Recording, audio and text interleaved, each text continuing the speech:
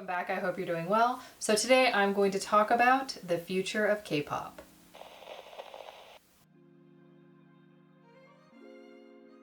So this is basically my second video where I'm talking about the future of K-pop.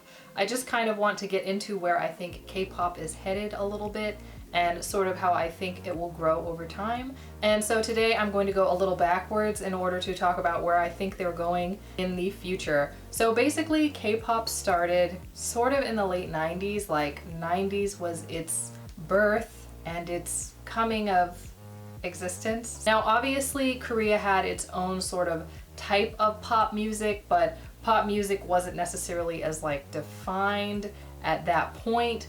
And I would have to say that even in the United States, obviously pop has sort of changed, or like the definition of what pop music actually is has sort of changed. So basically it started with Sotaeji.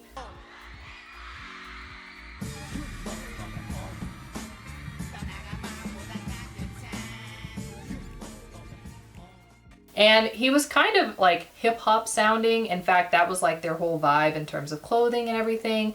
But it was also sort of mixed with a, pop sound. Or basically alongside Sotaeji, they did start to see like, oh, this is sort of a genre that people like and they will listen to. And that is when they created other bands like God and Shinhwa and Hot. H-O-T. So I didn't necessarily listen to those specifically three bands, but I definitely did listen to early bands. And also something that happened around the early 2000s, which was also kind of worldwide, was the fact that after bands sort of exploded and became a huge thing, like with the Spice Girls or the Backstreet Boys, they also sort of decided, especially in media, that girl bands and boy bands were out. They were just like, oh, we're not going to do those anymore. People don't want to listen to them anymore. I don't know. It was a thing that happened. So in the United States, it was a long time before we had another boy band or girl band. And actually Spice Girls wasn't even ours. So, until I guess Fifth Harmony, there wasn't really a new one happening. And I would say obviously we had more bands. Now they would have been considered more R&B, I suppose. The Supremes, Jackson 5, there were more bands probably earlier than there were later. But what's interesting about Korea is that even though this trend sort of happened worldwide and they created solo acts like BOA and Rain, they didn't just stick to solo artists for too long. They went back and started to create some newer bands, which I think was super great. Instead of sort of abandoning the concept as a whole, they sort of continued with it. And obviously BOA and Rain are still very popular, which is also good. Went along to create bands like TVXQ and SHINee, eventually Super Junior.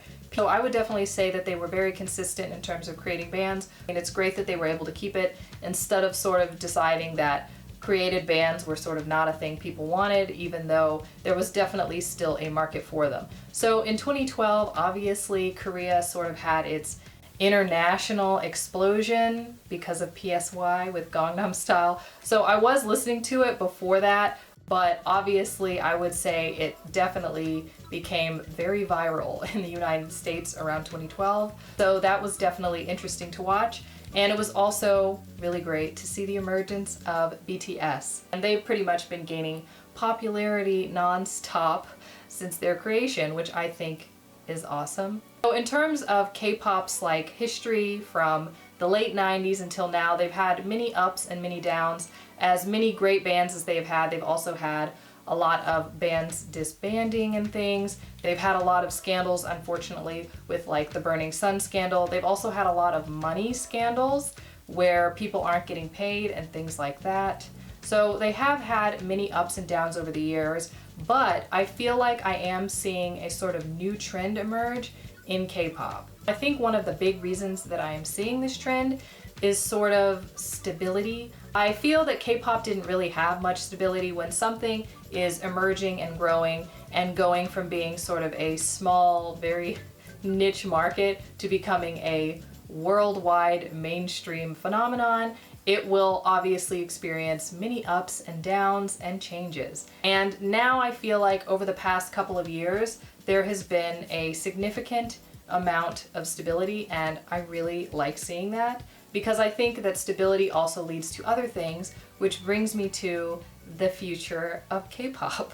Now, something which I find very interesting is the fact that the future of K-pop also happens to be the past of K-pop. So basically, I have seen bands disband for any number of reasons. Obviously, like I mentioned, Scandal is one of them, but a lot of bands did basically stop performing once they went into military service. Now, I understand that some band members may get injured or something in the military and not be able to perform, but often it's just sort of that when they go to the military and then when they return, a lot of times they don't necessarily have as much popularity or fan base, and they may have a hard time getting booked or hired. There are also a few other reasons, like band members obviously are exhausted because K-pop is just, it's exhausting to travel and, you know, perform multiple performances worldwide for huge audiences, as one might imagine.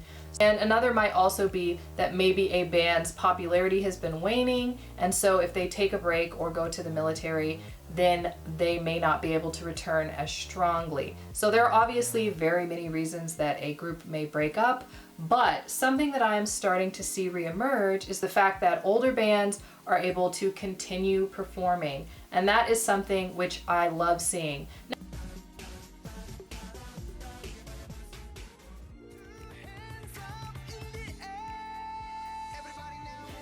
Now, obviously, there are bands which were doing this. TVXQ was created in 2003, and even though they lost quite a few members, there are only 2 members of the band left, but they are still performing, which is really great to see. And Brown Eyed Girls has been going strong, like on and off pretty much since their creation. But even though those 2 bands were continuing to perform, I do feel like it wasn't really a normal thing or a standard thing for bands to just continue performing, and that is why I am so glad to see SHINee and Super Junior making new songs. Now, obviously, there are some other bands that are also continuing to perform, but I just really like seeing 2 bands that were extremely huge and extremely successful being able to leave, go do their military service, and come back and return and keep performing. Now, obviously, SHINee unfortunately did lose a member, but it is really, really good to see them still be able to come back and keep performing.